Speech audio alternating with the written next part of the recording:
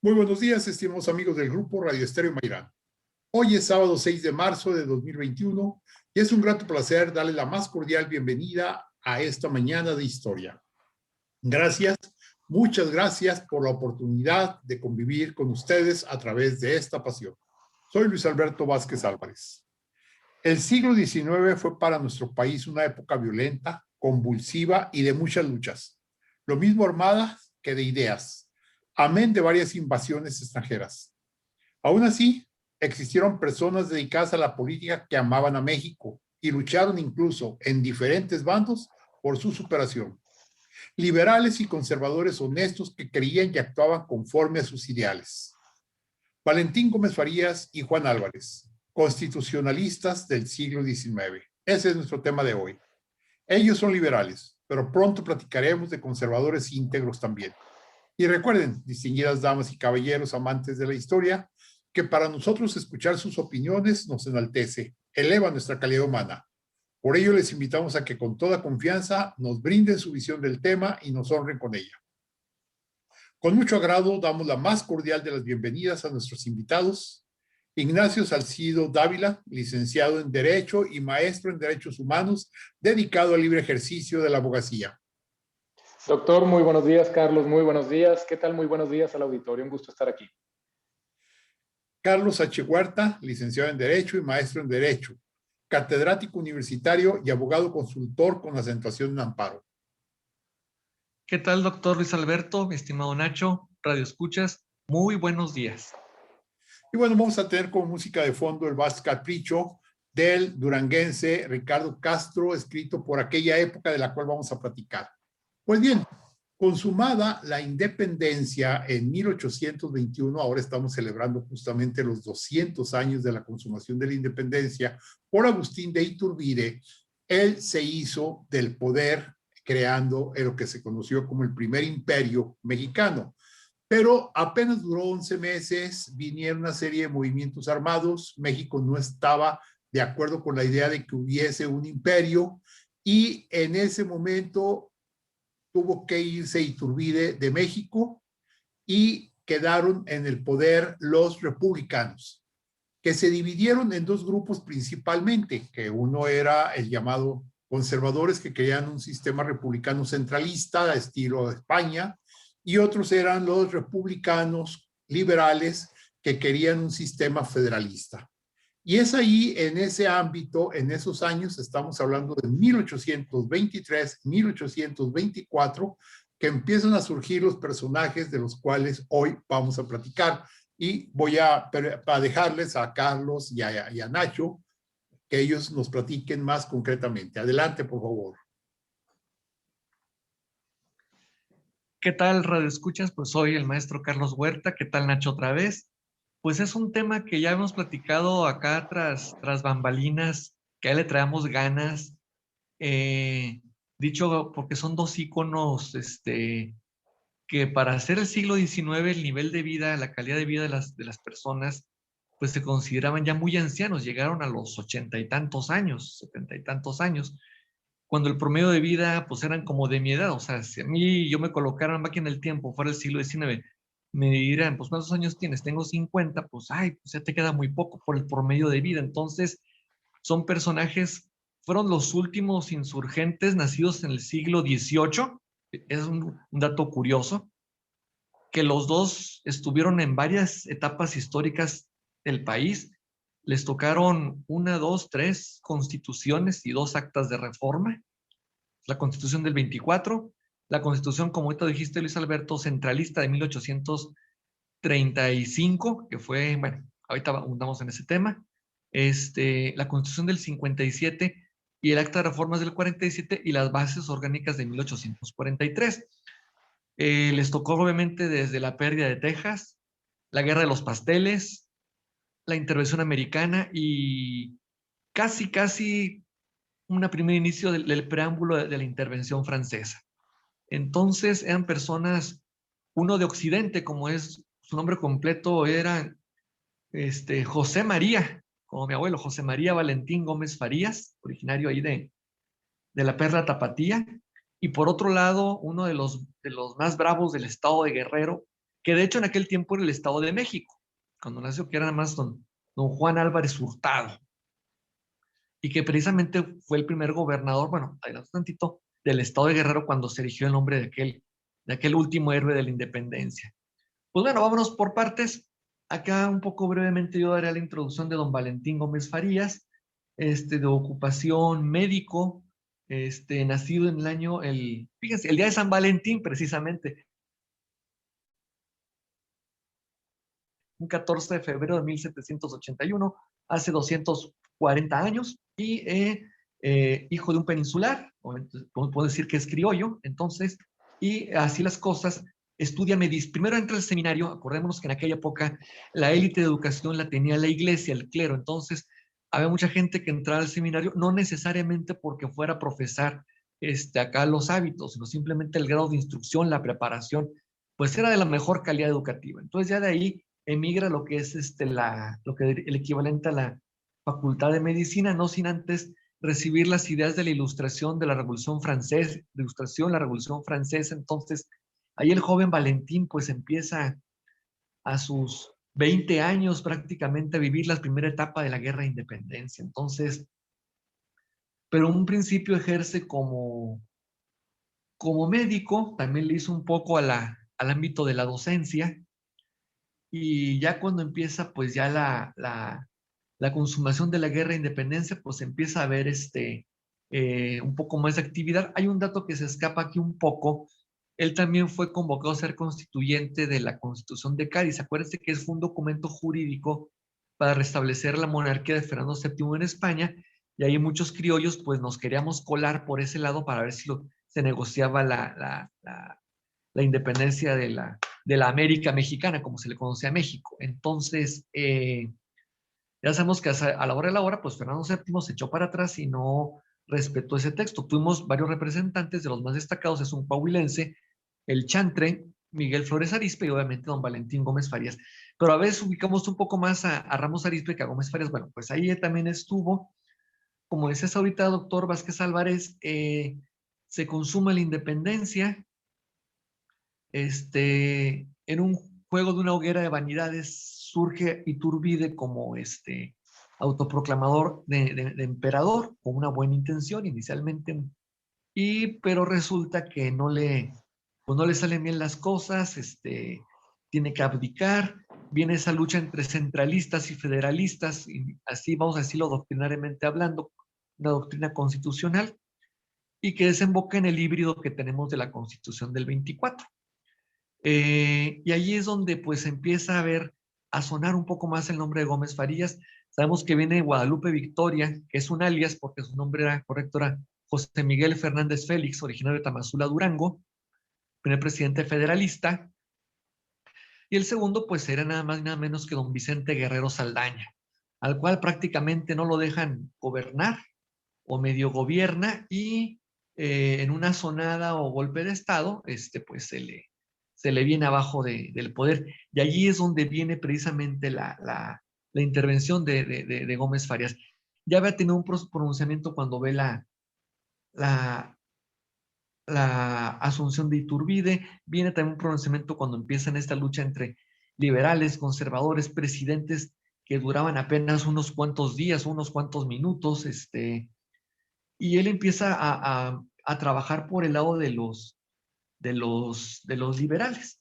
Le toca en esos primeros años de 1825-1830 ser senador por Jalisco, y de no ser el primero, al menos sí los primeros secretarios de Hacienda, durante otro Gómez, Manuel Gómez Pedraza, y por cuestiones así que les dio de elecciones y golpes de Estado, pues entraban presidentes interinos, sustitutos provisionales, y lo tocó ser varias veces vicepresidente, teniendo como presidente a un veracruzano muy famoso, Antonio López de Santana. Entonces, ahí estaba esa su lucha entre ser un principio, vamos a decir, un poco conservador, después se torna liberal. Le toca la colonización de americanos en lo que era la parte coahuiltejas, que les dije en un programa pasado que es el nombre de Coahuila por los coahuiltejanos, y entonces en esa parte del Texas pues empieza a haber una serie de migraciones americanas, empiezan a pelear contra ese poder central.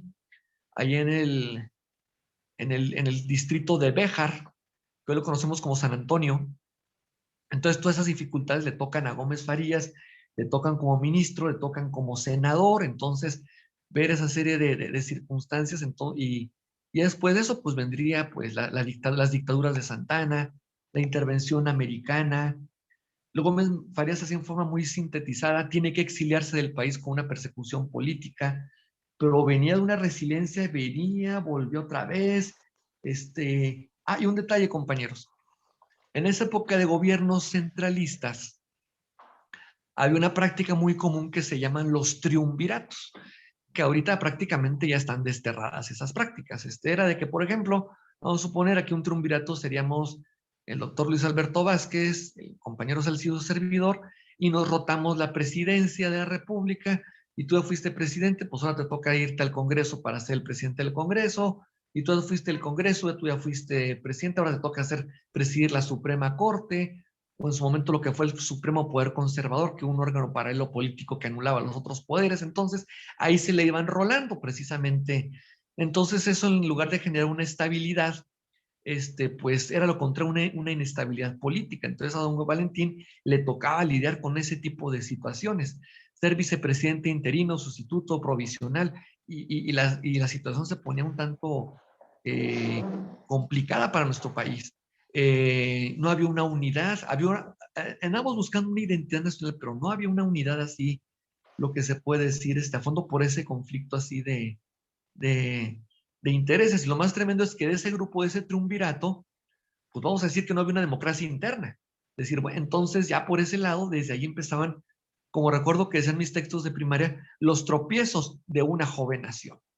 Yo por lo pronto aquí dejaré una parte de mi intervención y agradezco su atención. Gracias. Gracias, Carlos. Fíjate que no sé si ya de una vez le pedimos a Nacho que nos dé sus puntos de vista sobre este mismo tema. Sí, claro, doctor. Antes de Encantado. comentar nada. Adelante, por favor. De hecho, Valentín Gómez Farías es un verdadero personaje. No había sido tan estudiado, sino hasta la segunda mitad del siglo pasado, y llama mucho la atención que el texto más profundo que yo encontré sobre su vida está escrito por un norteamericano de nombre C.A. Hutchinson. Él escribe este texto en 1947, se llama Valentín Gómez Farías, La vida de un republicano, y es una biografía verdaderamente exhaustiva sobre este personaje. Era un individuo que se puede considerar un patriota en todos los sentidos y era idealista a más no poder. Pero llama mucho la atención, doctor Carlos, que su personalidad o su creencia individual la pudo divorciar de sus creencias políticas. Él verdaderamente podemos afirmar que lo que buscaba era el bienestar de la nación. Lo digo por esto, al menos desde la perspectiva del autor de este texto, que es lo que sirve de base para la opinión que yo comparto el día de hoy, era una persona profundamente religiosa, al grado, por ejemplo, que cuando llegó el momento de que su hija se iba a comprometer con un alemán residente en Veracruz, el alemán profesaba otra religión y por instrucciones del señor Valentín Gómez Farías, tuvo que cambiar su religión, pero no nada más de palabras, sino convertirse a las prácticas religiosas del catolicismo para poder desposar a su hija. Ese tipo de situaciones chocan con el Valentín Gómez Farías, que se pudiera considerar como liberal, que exigía un divorcio entre la iglesia y el Estado, que muchos consideran inclusive que era un enemigo de la iglesia, un enemigo de las personas que ejercían los cultos religiosos, cuando no era así. Lo que pasa es que él tenía perfectamente claro que su creencia individual en el sentido religioso no significaba que esa religión tuviera la posibilidad de regir las riendas de una nación que apenas estaba construyéndose. Hay que recordar el contexto en el que surge él a la vida pública. Él se proyecta a puestos democráticos cuando ya tenía 39 años de edad. Toda su adultez antes de esa fecha, él era un médico que ejercía de manera, si se puede decir, pues bastante discreta, no tenía intervención en los gobiernos, en ningún orden de gobierno, y claro, le tocaron todos los acontecimientos históricos que nos relata Carlos, y seguiremos hablando de este personaje a lo largo del programa, pero creo que es muy interesante, porque un dato, por ejemplo, que ahorita seguimos comentando después del corte, los rivales lo apodaban Valentín Gómez Furias, porque era extremadamente enjundioso a la hora de defender sus ideas, doctor. Excelente. Gracias. Qué interesante. Yo no conocía ese mote de Valentín Gómez Farías. Vamos a hacer una breve pausa y continuamos platicando acerca de estos personajes del siglo XIX. Vamos a la pausa. Regresamos a Diálogos con la Historia. Estamos platicando de dos personajes muy importantes en México en el siglo XIX, desde el principio del siglo XIX y prácticamente hasta los años 60 de ese siglo, que son Valentín Gómez Farías y Juan Álvarez. Déjenme decirles que están con nosotros nuestros invitados que están jugando ahorita. Carlos H. Huerta, maestro en Derecho, catedrático universitario. Ignacio Salcido, licenciado en Derecho, dedicado al libre ejercicio de la abogacía. Y bueno, ahorita en la primera parte del programa nos estaban comentando acerca precisamente de Valentín Gómez Farías. Y ahorita Carlos nos quiere hacer un comentario que encontró en un libro acerca de lo que Nacho nos decía de cómo le decían a Valentín Gómez Furías en lugar de Farías. Adelante, Carlos. Sí, amigos, es un libro que hace tiempo yo había escuchado de él, lo adquirí hace apenas un par de años. Yo sé que mucha gente, muchos somos fan club, otros no tanto. Por su calidad de crítica me refiero al libro Siglo de Caudillos de Enrique Krause. A mí se me hace, y porque veo que las fuentes que cita pues son fuentes muy fidedignas y muy bien estudiadas. Entonces, aquí se retoma una parte, porque precisamente es cuando entran las desavenencias entre Gómez Farías y el primer dictador, bueno, fueron varios dictadores, que fue López de Santana. Entonces, acá hay un texto que dice, el motivo es simple.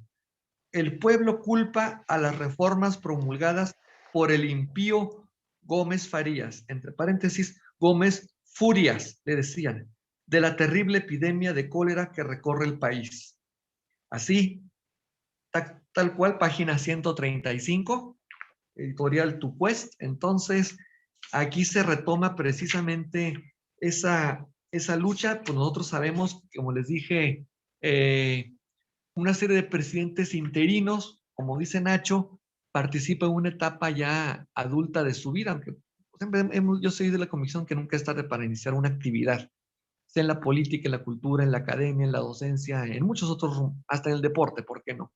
Inclusive, él llega de una forma muy circunstancial porque otro Valentín, como les digo, Gómez Pedraza, renuncia a la presidencia. Entonces, por estatuto de la propia Constitución, ya que vigente en aquellos años, pues el vicepresidente en automático se convierte el presidente, un poco un extracto de la Constitución americana, que hemos platicado en otras ocasiones, yo con ustedes, fuera de programa, con académicos, con abogados, de que prácticamente la Constitución del 24 es un híbrido mal hecho de la Constitución americana y algo del Cádiz de 1812 y también de constituciones españolas. Pero bueno, ahí bajo esa mezcolanza de marañas legales, pues le toca por responsabilidad constitucional, pues asumir la presidencia, después de la vicepresidencia, pues la presidencia. Entonces, en medio de todas esas invasiones, y les digo una parte muy ilustrativa de la vida de don Valentín. Bueno, un parte del entorno. Cuando en aquella época era época de lucha, de transiciones y demás, y había un grupo que estaban de acuerdo, vamos a decir que será la oposición por excelencia al régimen, se le ocurría hacer un plan. De hacer un plan no es ni un plan de negocios o un plan, no, un plan era prácticamente algo al margen de la ley. Era prácticamente una sonada, un motín, una rebelión. Ahora pues le podemos llamar Alianza Federalista, ¿verdad? Pero ¿Qué pasó, Carlos? Me valió. Bueno, pero así era es más, y precisamente uno de esos planes, como es el de Ayutla, es precisamente derrocar precisamente a Santana. Ya hemos tenido la invasión americana, ya hemos tenido la guerra de los pasteles, la decisión de Texas y muchos otros conflictos muy intestinos en México, liberales contra conservadores, terratenientes contra despojados, y una clase media que desde entonces no encontraba identidad. Y en esta clase media preparada, pues ahí es donde entra la generación liberal, precisamente, por su ilustración, por su preparación y por el coraje, hay que decirlo con esas palabras, ¿no? Entonces, ahí era el plan precisamente el plan de Utla, que era derrotar al régimen santanista, que lo consiguen precisamente. Y todavía un poco antes de fallecer, Gómez Farías alcanza a firmar la Constitución del 57. Entonces, eso es un mérito que les digo que no tiene así cualquiera. Y aquí hay un punto de enlace, compañeros y amables radioescuchas. El tema ahí es que hay un punto, hay un personaje de intermedio entre Gómez Farías y Juan Álvarez, que es nada más ni nada menos una persona de origen catalán, de franco-catalán, que es el que aparece signando la Constitución del 57. Me refiero a Ignacio Comonfort, que es el artífice del plan de Ayutla, arropando a Gómez Farías y endilgando un poco también a don Juan Álvarez. Entonces, es el que toma precisamente las riendas, que empiezan a encabezar las leyes de reforma, que será vale la pena estudiar un poco, hacer un estudio acerca de las constituciones y esas leyes de esa época del siglo XIX. La famosa ley Lerdo, que es la ley de desamortización de bienes eclesiásticos, que creo que alguna vez sí la platicamos cuando hablamos del tema de Maximiliano, creo que sí lo vimos hace como un año más o menos. Y y toda esa serie de esos nuevos insurgentes, por así llamarlos, precisamente reformadores, contra una postura conservadora, no me gusta decir tanto conservadora, pero sí un poco más tradicional, apegada a la Iglesia Católica como única y verdadera, como sin permitir la pluralidad, sin permitir la laicidad, que también es un valor constitucional, y, eh, y así le pasa a don Valentín, precisamente con ese plan de Ayutla. Alcanza todavía en 1856 a ser diputado por su natal Jalisco, presidente del Congreso Nacional Constituyente, y elaboran ese proyecto de constitución, que casualmente también será de un 5 de febrero de 1857. Nada más, bueno, para rematar, ahí él muere en julio del 58. La Iglesia Católica le niega, por su calidad de liberal, el ser ingresado al Camposanto, y lo tiene que enterrar su hija, precisamente la que hablabas hace rato, en su huerto. Ya años más adelante, acuérdense que la historia nos coloca a cada uno de nosotros en el lugar que le corresponde, y sus restos son depositados en la rotonda de los hombres ilustres, y ahora por cuestiones de inclusión de género, de las personas ilustres, porque también hay hombres y mujeres. Entonces, ahí es una parte importante la trascendencia que deja don Valentín a sus 80 y algo de años, que una edad bastante longeva, pero siempre muy activo, muy, sobre todo una persona muy pensante, de principios, de valores, a lo mejor un duelo de demonios entre una idea y la otra, ¿verdad? Pero ante todo el ideal y el amor a la patria. Gracias, Carlos. Adelante, Nacho. Una persona también valiente, Carlos, porque digo, aquí es interesante, antes de dar por concluida la mención que estamos haciendo de él, referir que él inclusive estuvo en un tema de juicio en un gran jurado en la Cámara de Diputados por un editorial. Él también escribía. Y entonces resulta que en 1828, para una revista, obviamente con ideología liberal, escribió un artículo en el que lo que manifestaba fue interpretado por sus rivales políticos como una especie de levantamiento a la insurrección. Ahorita es como sencillo dar por sentada la libertad de expresión, el hecho, lo que acaba de ocurrir, que muy lamentable, por cierto, porque podremos coincidir o no con la ideología política de alguien, pero creo que recurrir a lo que pasó en la aeronave en contra del presidente, pues debilitar una institución, y eso no se debe de permitir. Yo no creo que la libertad de expresión nos alcance para tanto, pero bueno, se hizo y no hubo ni siquiera alguna penalización, algún reproche. Estamos hablando ya de una dimensión de la libertad de expresión amplísima, amplísima, quizá un poco aberrante, porque eso ya me parece un exceso, pero muy amplia. En 1828, escribir esto que voy a leer y que toma 30 segundos, fue suficiente para enjuiciar al autor de estas líneas, que fue el personaje que nos ocupa ahorita. ¿En qué sentido los límites establecidos por dicho artículo han sido excedidos? Preguntaba. ¿Por qué han sido detenidos los periódicos que no están a la venta, sino que ya han sido vendidos? ¿No es este un ataque al sagrado derecho de propiedad individual y por lo tanto un ataque a la moralidad de las leyes? Lo que los republicanos deben hacer es actuar conforme a la ley. Olvidar las leyes es sustituir la santidad de la legalidad por la voluntad arbitraria. Si la ley no es la regla, entonces mejor sería vivir en Constantinopla.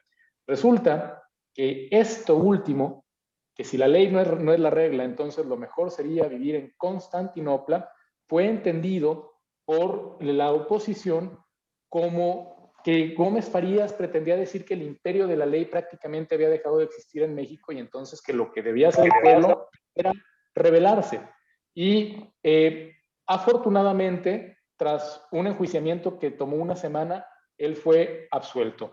Pero, pues como comentaba Carlos, y como comenta también el autor de la biografía a la que hice referencia, a Valentín Gómez Farías solamente se le valoró en la posteridad. De hecho, el libro inicia diciendo: cuando tengamos un escritor de biografías como Plutarco, empezará a escribir su libro con la vida admirable de Valentín Gómez Farías, y cuando en México se restablezca la calma y mire hacia atrás, la primera crítica que hará de nuestro tiempo dirá que no supimos apreciar ni reconocer su fuerza moral, su valor y su honestidad política. Un tipo íntegro, una persona de valores, una persona a la que debemos mucho. Y creo que empezamos el programa en un contexto de litigantes y de abogados y de expertos en derecho, pero faltó explicar al auditorio qué es el federalismo y qué es el centralismo y por qué se generaban estas luchas tan encarnizadas por esos dos idearios políticos. Es algo en cuanto a conceptualmente sencillo, obviamente en profundidad complejo, pero conceptualmente sencillo. El centralismo implica que una nación solamente tiene un gobierno central, como dice el término, que no existen dentro de esa nación demarcaciones territoriales que tengan independencia, que toda la legislación que se emite en ese territorio tiene un alcance total para todo el territorio, no hay legislaciones que únicamente abarquen ciertos lugares, y en cambio el federalismo tiende más a una realidad social, que en países que están divididos por, digamos, culturas distintas en atención a la ubicación geográfica, porque puede darse el caso de no solamente atañe al tamaño de un país. Hay países como México que tienen una extensión considerable y que son una república federal porque cada uno de las demarcaciones territoriales tiene distintas formas de convivencia y por eso se considera pertinente que cada una de ellas tenga regulaciones específicas y precisas, pero también hay países pequeños, por ejemplo, en cuanto a territorio, pero que también tienen una gran cantidad de culturas y inclusive de dialectos y de creencias, como es el caso de Alemania. Y podríamos decir, Alemania no tiene el tamaño, apenas tiene el tamaño de una de las entidades federativas de México, pero es una república. Sí, claro, porque tiene muchas ideologías y muchas comunidades en un país, lo mismo que México. Entonces, el sistema federal lo que busca es atender a las realidades de cada una de las demarcaciones, de cada una de las culturas, de cada uno de los grupos humanos que componen la sociedad, para darles una legislación lo más ad hoc posible y facilitar así el respetar en la mayor medida posible sus creencias,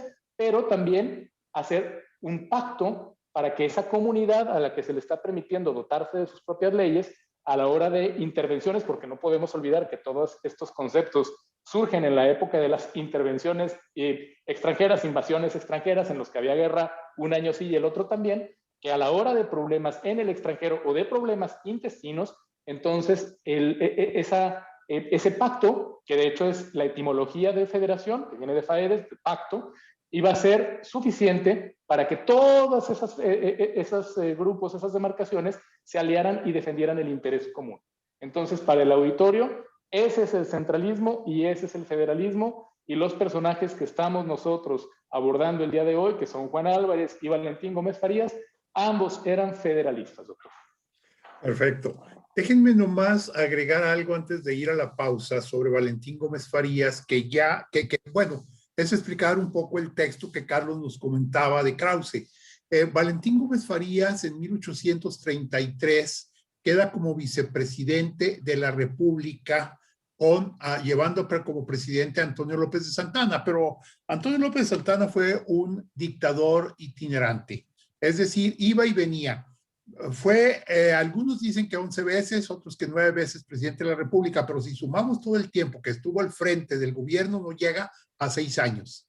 Bien, el 1 de abril de 1833 debió haberse presentado Antonio López de Santana a la protesta o a la jura, entonces era juramento como presidente de la República, y el señor no se presentó, sencillamente no llegó.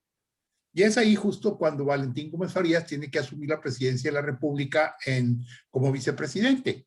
Y es en esa etapa cuando Valentín Gómez Farías realiza la primera de todas las reformas que en la historia de México se conocen, de México independiente, de México como nación. Él hace unas reformas muy fuertes en el campo tanto de lo clerical, de lo religioso, como de lo militar. Por eso va a provocar una serie de levantamientos armados que van a llevar como lema el de fueros y religión. Y es por eso el odio del que hablaba Carlos, que se menciona, que se hace en contra, que se acusa a Valentín Gómez Farías, porque esas reformas que Valentín realiza en 1834 van a ser determinantes en el resto de la historia de México, y va a ser la primera vez en que venga esa gran reforma. Pero vamos a hacer una breve pausa y continuamos platicando sobre estos temas. Regresamos a Diálogos con la Historia. Estamos platicando de dos personajes maravillosos del siglo XIX de la historia de México, Valentín Gómez Farías y Juan Álvarez. Están con nosotros Ignacio Salcido Dávila, licenciado en Derecho, Carlos H. Huerta, maestro catedrático universitario, ambos dedicados a la profesión. Y bueno, en los dos periodos anteriores, en los dos bloques anteriores, hablamos de Valentín Gómez Farías, pero ahora vamos a hablar de otro personaje especial, Juan Álvarez, un personaje realmente destacado en la historia de nuestro país. Adelante, Nacho. Bueno, Juan Álvarez, al igual que Valentín Gómez Farías, fue un personaje muy importante en el tema de la consagración del federalismo en el país. Y él nace en 1790 en Atoyac. De hecho, hoy esa ciudad lleva como nombre Ciudad Álvarez, está en el estado de Guerrero. Es hijo de un padre español, natural de Galicia. Su madre era de Acapulco y él provenía de una familia acomodada. Pero cuando era muy joven, resulta que su padre fallece. Él hereda una gran fortuna, pero el tutor que lo tenía a su cargo malgasta todo el dinero. Y entonces, digamos, tiene que volver a empezar desde abajo. En el año de 1810, en el mes de noviembre, se une al ejército insurgente de José María Morelos y Pavón y resulta ser un militar muy destacado. Ascendió rápidamente en las filas del ejército, primero a sargento, después a capitán, y pasó inclusive a formar parte de la escolta personal de Morelos. En febrero de 1811 fue herido de gravedad en ambas piernas en una batalla. La herida casi le provoca la pérdida de ambas extremidades, inclusive se dice que con posterioridad el resto de su vida tuvo problemas de movilidad. Tras la muerte de Morelos se alió con Vicente Guerrero. Álvarez participó en una victoria decisiva para la independencia de México, que fue en el año de 1821, en un lugar que se llama El Paso Cueva del Diablo. Formó el ejército trigarante junto con Iturbide y Guerrero y sostuvo también el Plan de Iguala. Trató de dejar el servicio militar después de la capitulación de Acapulco al consumarse la independencia de México, pero fue nombrado comandante general de esa misma ciudad y posteriormente fue nombrado gobernador de la plaza. Después tuvo una participación muy activa en el gobierno del país, que es de los que nos va a comentar un poco Carlos Huerta. Gracias, Nacho. Bueno, yo nada más asuntar un poquito de don Juan Álvarez Hurtado. Como tú dices, pues queda huérfano muy joven, y de hecho él es liberado por el ejército de Morelos porque su tutor o padrastro, como le queramos llamar, lo tiene en total esclavitud. Sí es héroe de muchas batallas, de muchas transiciones, y si hay algo que decirlo, una palabra respetuosa, no peyorativa, la palabra cacique en México la inaugura él, porque él era un líder nato en el estado. Él honra a Vicente Guerrero, y porque el estado que hoy conocemos como el estado de Guerrero precisamente era parte del Estado de México. Se hace una división territorial, pues solamente Chilpancingo, Acapulco Iguala, la Tierra de la Bandera precisamente, Atoyac de Álvarez, que así se llama, o Ciudad Álvarez, y pareciera que fuera el sentimiento de un pueblo muy, muy adolorido. Y no hablemos solo de Ayotzinapa, hablemos de Aguas Blancas, hablemos de Lucio Cabañas, hablemos de tantos íconos que hay en ese estado de Guerrero, pareciera tan cargando de un dolor, así Bueno, a lo que yo voy es que don Juan Álvarez, pues, pese a su edad, siempre es muy activo, ejerce un liderazgo, es gobernador obviamente, también aparece como constituyente más adelante, pero más que nada es una estratega militar, un gran estratega militar que estuvo en varias batallas, igual combatiendo a Santana, igual combatiendo a Iturbide, igual pronunciándose precisamente en todos esos planes de derrocamiento, pero siempre con una gran congruencia precisamente de acabar precisamente con esos triunviratos y con esas injusticias. Él fue fugazmente ministro de guerra. Comonfort le tenía muchas de sus confianzas. Hay que decían que él era el poder tras el trono, pero sí una persona que siempre hasta el último día, como parte de esa mexicanidad, pues luchaba precisamente por la preservación de la patria. Él era de los partidarios de que se aboliera el fuero militar y el eclesiástico precisamente, y pues sí termina sus días, pues ya en avanzada edad todavía le toca ver firmada la Constitución y la primera etapa de las leyes de reforma. Es una persona que al final de cuentas pues nos deja ahí su testimonio precisamente de vida, y con esto pues aprovecho y mando un saludo a grandes amigos guerrerenses, como es el caso de mi amigo el general Porfirio Puentes Vélez, yo no tan guerrerense pero muy aguerrido, el coronel James Patrick Duque, acá del Comando Especial de Seguridad, entonces en La Laguna. Entonces Álvarez realmente viene siendo a cerrar esa pinza. Es más, de hecho fue el último, óigalo bien, auditorio, el último insurgente que murió en el siglo XIX y de los pocos nacidos a finales del siglo XVIII. Entonces, es el gran legado que nos queda. No sé si más adelante en otros programas se presta que vamos retomando un poco el tema del centralismo, federalismo, analizar los derechos de los mexicanos en esas constituciones, la del 24, la del 35, las del 47, la del 57, para ver un poco más esa evolución. Realmente de Juan Álvarez se puede decir muy poco en cuanto a datos biográficos, pero realmente su bagaje cultural, político y su aportación, pues fue para trascender al final de cuentas. Fíjate que hay un aspecto, perdón, Nacho. Sí, adelante, doctor. Okay. Hay un aspecto importante que debemos destacar. A Juan Álvarez lo debemos ligar mucho con el combate a Santana. Recordemos particularmente que Santana llegó por primera vez al poder en 1833, después de haberse rebelado él contra Iturbide, ser el autor del plan de Casamata que acabó con el imperio de Iturbide.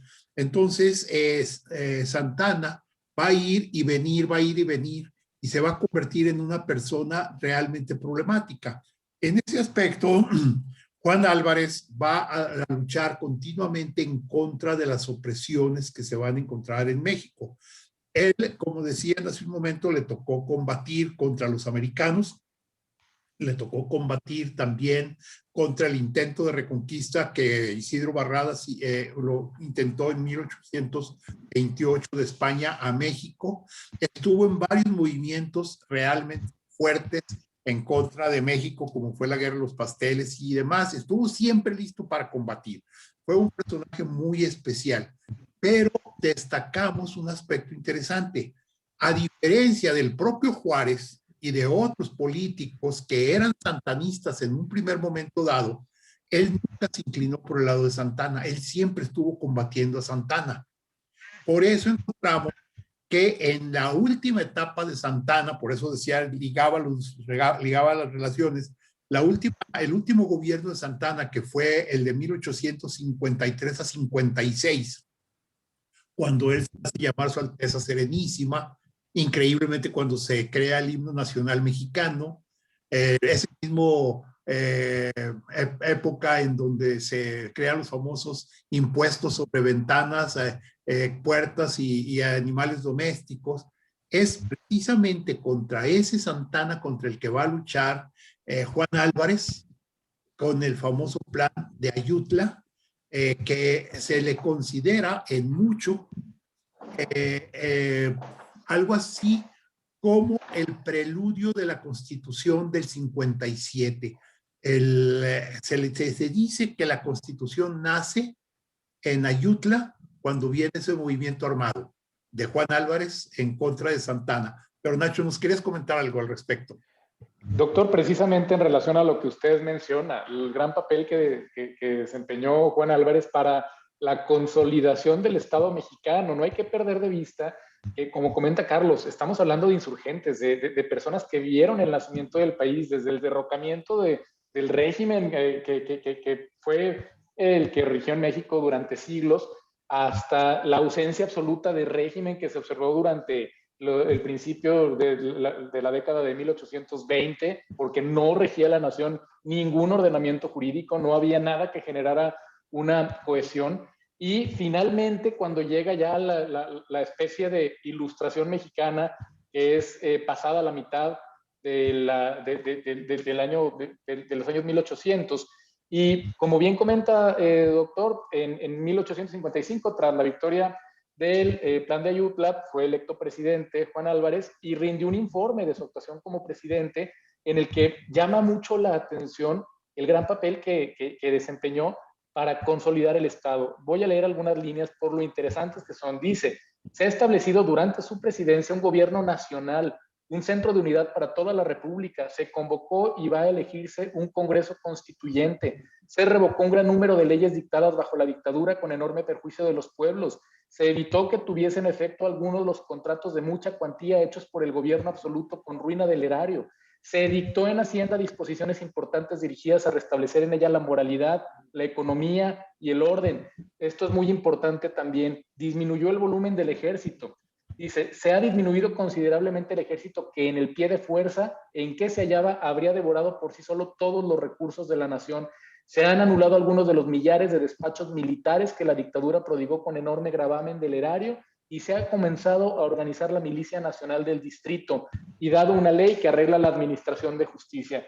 Esto, dicho por una sola persona bajo su mandato, es la estructuración de un régimen estatal que, como bien comenta el doctor, suena mucho a la Constitución del 57 y también los que sabemos de derecho, sabemos que la Constitución del 57 se parece en muchas cosas a la de 1917, ya no está tan lejos de la que nos rige actualmente. Carlos.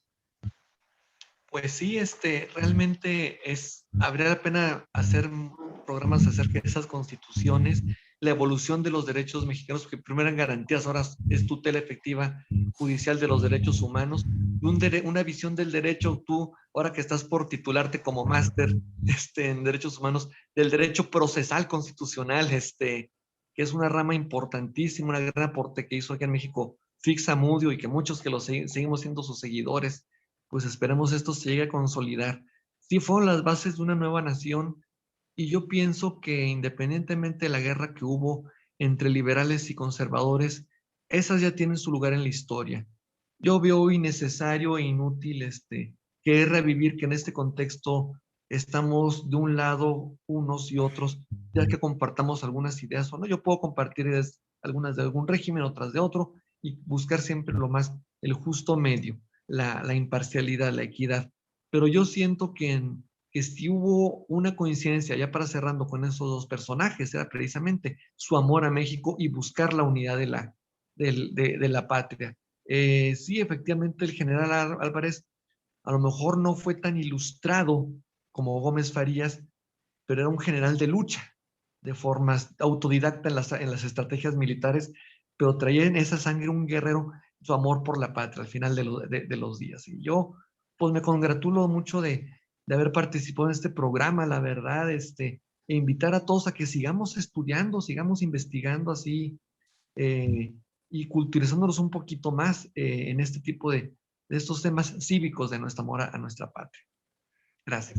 Que hay una canción de allá de los años 60 que decía: "Has muerto, camarada, en el amanecer del nuevo mundo". Yo creo que a Juan Álvarez le pasó ese detalle porque dejó, como dijo Nacho hace un momento, fincadas todos los elementos para la Constitución del 57. Dejó todo preparado para que pudiera llegar ese cambio. De hecho, él participó y estuvo presente en la Constitución, pero ya no le tocaron las aplicaciones directas, porque él muere el año del 58, que es el año que precisamente cuando está en fuerte la famosa Guerra de los 3 años o Guerra de Reforma. De Reforma. También conocida como Guerra de Reforma, donde se están implementando por parte de los grandes pensadores liberales mexicanos, como Campo, como Altamirano, como Ramírez, como Justo Sierra, el propio Benito Juárez, se están implementando las leyes de reforma que van a ser la aplicación directa de la Constitución del 57. Nacho, no sé si quieres comentar algo en el minuto prácticamente que nos queda. Pues doctor, la verdad es un gusto compartir con el auditorio y con ustedes el estudio de personajes históricos de esta magnitud. Siempre es bueno para nosotros como ciudadanos mexicanos saber de dónde venimos. Hay una historia muy rica en nuestro país. La forma en la que somos gobernados tiene un origen que obedece a muchos factores, a debates encarnizados sobre la manera en la que debíamos ser gobernados.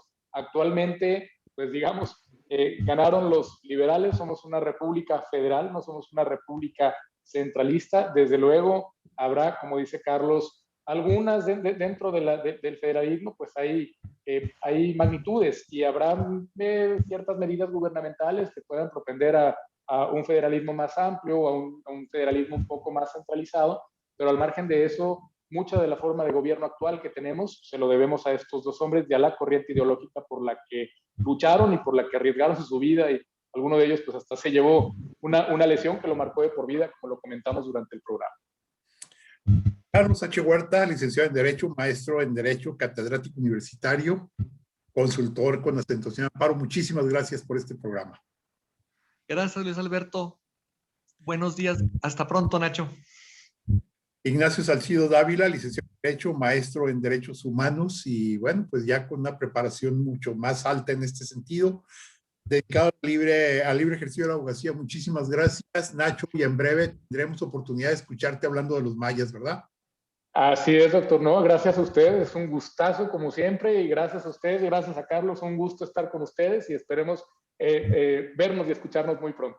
Gracias también al auditorio por escucharnos. Muchas gracias a mi compañera Claudia Martínez Martel, la coordinación general de este programa, a mi compañero Roberto Ríos en la dirección de grabación, y a ustedes, estimados amigos, los esperamos el próximo sábado 13 de marzo con el tema Los pueblos indígenas del desierto, con el doctor Carlos Sánchez Rusek. Muchas gracias, muy buenos días, muy feliz fin de semana.